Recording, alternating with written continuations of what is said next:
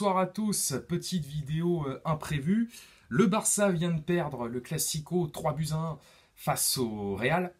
Et donc, en plus de la défaite, bon, qui en soi, perdre face à ce Real-là, bon, ça arrive. Mais le problème, c'est que en plus du côté sportif, qu'on va aussi évoquer dans cette vidéo, il y a le côté extra sportif. Et c'est là où ça risque de vraiment faire très mal pour Barcelone. Donc déjà sur le plan sportif, bon, défaite face au Real, je l'ai dit, le Real est le nouveau leader de la Liga, le Barça est deuxième, mais il n'y a pas que ça. C'est en Ligue des Champions aussi que c'est la merde. Parce que là, la Ligue Europa, c'est inévitable. Hein.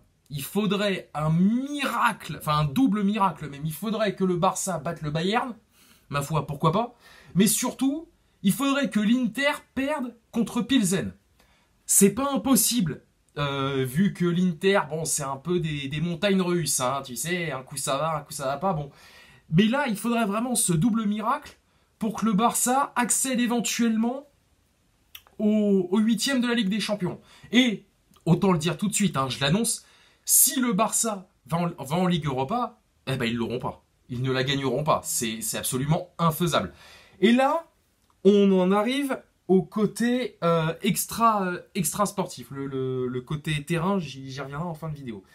Bon, le côté extra sportif, on sait tous que le Barça est financièrement dans la merde, hein, on a beau nous faire croire ce qu'on veut, c'est une situation financière absolument cataclysmique. Hein. Ils ont été obligés de vendre des parts du club pour des fonds, voilà, tout simplement des droits, etc., etc. Et ça... Et pourtant, c'est quand même simple à comprendre. Hein. Il ne faut pas être un économiste ou un grand maître de la finance pour enregistrer ça. Ce que le Barça a fait, ça s'appelle une hypothèque. C'est-à-dire que quand vous avez une maison, hein, vous payez votre taxe foncière, vous payez tout. Hein. Mais si vous avez pris une hypothèque et que vous ne payez plus, qu'est-ce qui se passe? Eh ben la baraque, on vous la saisit, on la vend. Voilà, la banque la vend et se rembourse avec. Là, c'est exactement ce que le Barça a fait. Ça marche à l'instant T. Voilà, parce que bon, sans ça, ils font pas le mercato qu'ils ont fait. D'ailleurs, le mercato, il va falloir en parler. Sans cet argent-là, ils ne font pas le mercato qu'ils ont fait l'été dernier. Mais le problème, c'est que si il n'y a pas de résultat à long terme, c'est-à-dire dans 3 ans, dans 5 ans, et peut-être, on n'est pas encore là, mais peut-être dans 10 ans, c'est terminé. Le Barça n'existera plus. Et ça, y a plein de supporters du Barça sur les réseaux sociaux. Bon, faut dire que la communauté Blaugrana sur Twitter, c'est pas les couteaux les plus aiguisés du tiroir, mais bon, ça c'est un détail. T'as beau leur expliquer par A plus B en leur montrant des articles de presse, hein, que le Barça a hypothéqué son avenir, non, ils veulent pas t'écouter.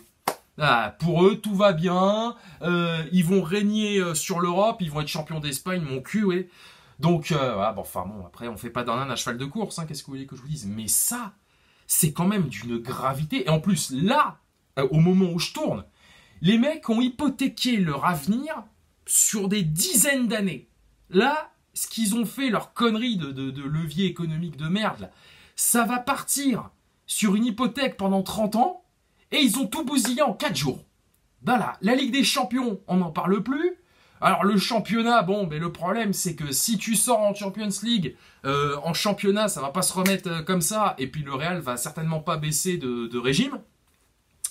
Là, vraiment, je ne comprends pas le projet. Enfin, en même temps, j'avais noté les salaires. Alors, mon téléphone est en train de charger, donc voilà. Mais comment tu veux progresser quand tu continues à donner des fortunes à des mecs comme Piqué, comme Busquets, ou, putain, c'est qui le troisième? Merde, comment il s'appelle ce con? Alba. Comment tu veux progresser quand tu... Alors, ces mecs-là sont des légendes du club. Personne ne pourra leur enlever. Il n'y a aucun problème, d'accord? Mais tu ne peux pas leur donner un salaire aussi conséquent, non seulement de par ta situation financière, mais en plus au vu de leurs prestations sur le terrain. Je suis désolé, mais autant je regarde pas tous les matchs du Barça, autant on n'est pas non plus obligé de tous les enfiler, pour comprendre que ces trois-là, là, Piqué, Alba et Busquets, ils sont cramés. C'est bon, il y a l'âge, mais ça va les gars, faut arrêter de forcer un peu. Hein. Et je reviens là sur le mercato, en 2 éléments. Le premier, mais qu'est-ce que Lewandowski est venu foutre dans ce bourbier? Le mec, au Bayern, c'était le roi du pétrole. Bon, il s'est fait enfler 2 ballons d'or, enfin surtout un en 2020, bon d'accord, ok. Mais au Bayern, c'était le roi du monde. Il était intouchable. Il a 34 ans, il est en fin de carrière. Qu'est-ce que t'es allé foutre là-bas, mon sauce?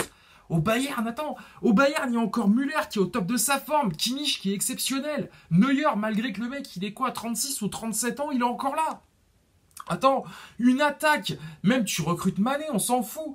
Une attaque, Mané, Lewandowski, Gnabry, tu peux dormir tranquille, hein, je te le dis. Au lieu de ça, il est parti se foutre là-bas, là, je sais pas pourquoi. Enfin, franchement, c'est un choix de merde. Voilà, ça fait que quelques mois qu'il est là, je sais. Mais très franchement, c'est un choix pourri. Je sais pas pourquoi il a fait ça. Soit parce que ça allait mal en interne au Bayern, peut-être, hein, j'ai pas toutes les infos qu'il faut, mais qu'est-ce que t'es allé foutre là-bas, mon sauce? Enfin, je suis désolé. Il serait allé au Bayern, au Barça, pardon, à l'époque, mettons, de la MSN ou après, quand Neymar s'est barré, par exemple. Ok, parce qu'il y avait encore Suarez, Iniesta, bon, il était sur la fin, mais voilà. Et puis le Barça, même si ça prenait tôle sur tôle en Ligue des Champions, c'était quand même encore là. Ça jouait pas la Ligue Europa 2 ans de suite. Hein, parce que ça, d'ailleurs, faudrait se renseigner, mais je suis sûr que c'est une première dans l'histoire du club. Mais là, le mec est en fin de carrière. Le Barça est au bord du gouffre, et lui, il s'est dit, vas-y, c'est un bon bail. Mais non, c'est pas comme ça que ça se passe. Et puis hier, je lisais un article de Foot Mercato où Joan Laporta avait dit que y aurait des recrues cet hiver. Ok, des recrues, c'est génial. Mais d'une, pourquoi faire? Et de deux, avec quel argent? C'est surtout ça le problème. Parce que pourquoi faire? Bon, ok, vas-y. Peut-être que sur un malentendu, ils vont aller choper la Super Coupe d'Espagne, la Coupe du Roi. Ok, peut-être. Hein. Et sur un très gros malentendu, enfin là, il faudrait un cataclysme, il faudrait une hécatombe, la Ligue Europa. Bon, même admettons, le Barça prend ses 3 trophées, au moins 2 sur 3 là. Les recrues, tu les achètes comment? Faut nous expliquer là. Parce que quoi, ça veut dire lever encore, enfin actionner un levier supplémentaire, mais ils vont vendre quoi cette fois? Ils vont vendre le stade, ils vont vendre les ballons d'or de, comment ils s'appellent, de Cruyff, de Stoïkov, de Messi, ils vont vendre quoi? C'est, voilà, ou alors, ils rompent tout simplement les contrats, c'est-à-dire notamment des trois zigotos, là, Piqué, Alba et Busquets. Déjà, pour la masse salariale, ce sera un plus. Et d'ailleurs, encore sur le mercato, je me demande sincèrement, même en étant libre, comment ils vont pouvoir faire revenir Messi la saison prochaine. Parce que bon, Messi, ça m'étonnerait qu'il prolonge au Paris Saint-Germain. Et puis lui, de toute façon, il attend que ça. Hein. Il attend que la saison se termine. Comme ça, allez hop, il va retourner chouiner devant la Porta. Enfin, remarquez, peut-être qu'il sera capable de jouer gratuit, ce con. De jouer gratuitement. Mais les recrues cet hiver, le mec a déjà fait un mercato au-dessus de ses moyens l'été dernier. Le mercato hivernal, tu fais comment? Il fait quoi? Il va rompre les contrats. Et encore, rompre les contrats, bon déjà il faut un motif. Et deuxièmement, c'est pas gratos, hein, une rupture conventionnelle. Enfin, comme c'est des contrats à certaines durées, je sais pas si la rupture conventionnelle existe. Et puis de toute façon, je sais pas si ce principe-là s'applique en Espagne et encore moins en Catalogne.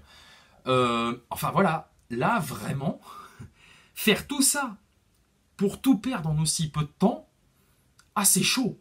Je connais pas un club qui a fait ça. Même, pour prendre un exemple, même Milan, l'AC Milan, hein, pas l'Inter, même l'AC Milan, au pire de leur crise, là, vers 2015-2016, par là, quand l'investisseur chinois il les a repris, là, Yonggong, là, même eux, ils n'ont pas fait ça.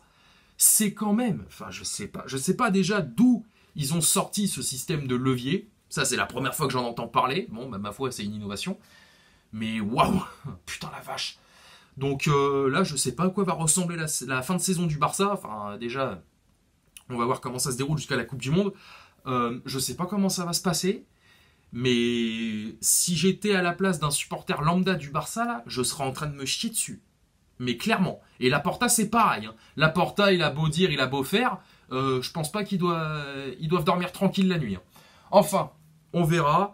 Et puis, bah écoutez, hein, l'avenir nous dira si ce système de levier là c'était un bon choix ou non. Voilà, allez, je vous souhaite une bonne fin de soirée, salut à tous, sortez couverts et banzai.